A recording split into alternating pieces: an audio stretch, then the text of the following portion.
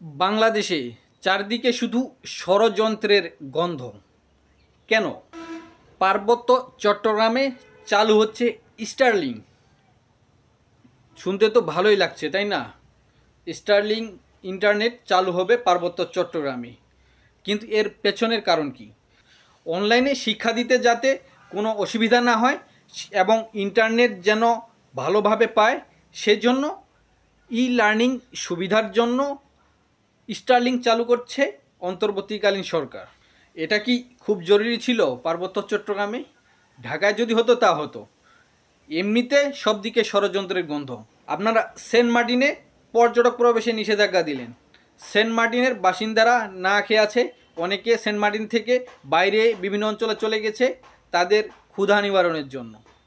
শুধু তাই, চট্টগ্রাম বন্দর বিদেশিদের হাতে দেওয়ার জন্য উঠে পড়ে লেগেছেন। তারপর কি হলো? কথিত মানবিক করিডোর দিতে চান মায়ানমারে। সব দিকে তো ষড়যন্ত্রের গন্ধ। এখন আবার পার্বত্য চট্টগ্রামে স্টারলিংক সেবা দিচ্ছেন। সেখানে কি শুধু শিক্ষা কার্যক্রমে এটা ব্যবহার হবে? বাংলাদেশের মানুষ কি এত অশিক্ষিত মূর্খ?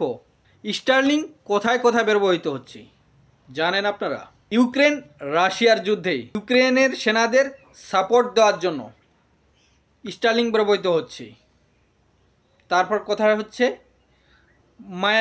মায়ানমারের আরাকান আর্মিকে সাপোর্ট দেওয়ার জন্য স্টারলিংক ব্যবহৃত হচ্ছে বলে মায়ানমারের জান্তা সরকার অভিযোগ করেছে।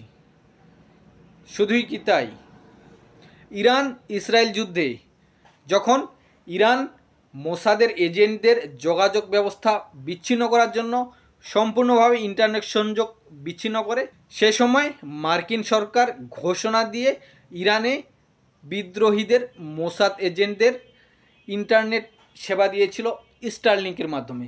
স্টারলিংক এমন একটা ব্যবস্থা, এটা স্যাটেলাইটের মাধ্যমে পৃথিবীর যে কোনো স্থানে, এমনকি গহীন অরণ্যেও ইন্টারনেট সংযোগ দিতে পারে।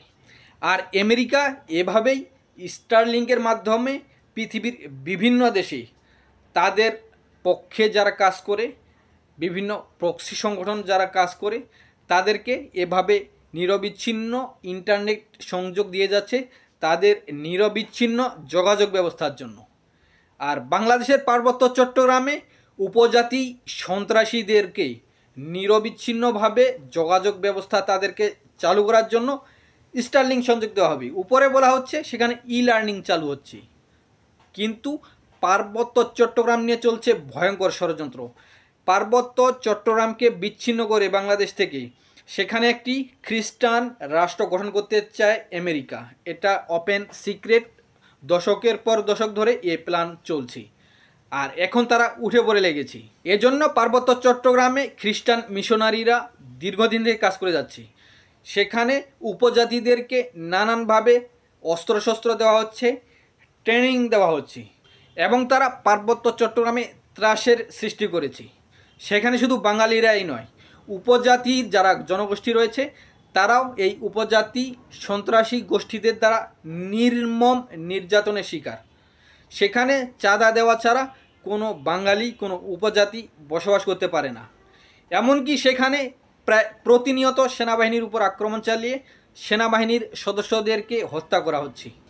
আর পার্বত্য চট্টগ্রামে আপনারা মনে করছেন স্টারলিংক সেবা দিয়ে সেখানে শিক্ষাকে উন্নত করা হবে? আপনারা ঠিকই বুঝবেন কয়েক মাস পরে, যখন দেখবেন সেখানে স্টারলিংক কোথায় কোথায় ব্যবহৃত হচ্ছে, গোয়েন্দা রিপোর্ট বের হবে। সেখানের উপজাতি সন্ত্রাসীরা যখন আবার নতুন করে বিভিন্ন কার্যক্রম নেবে, তখন আপনারা দেখবেন স্টারলিংক সেখানে শিক্ষার জন্য ব্যবহৃত হচ্ছে নাকি উপজাতি সন্ত্রাসীদেরকে তাদের যোগাযোগ ব্যবস্থা উন্নত করার জন্য দেওয়া হচ্ছে। তাই বাংলাদেশের জনগণ এবং সেনাবাহিনীকে সচেতন হতে হবে।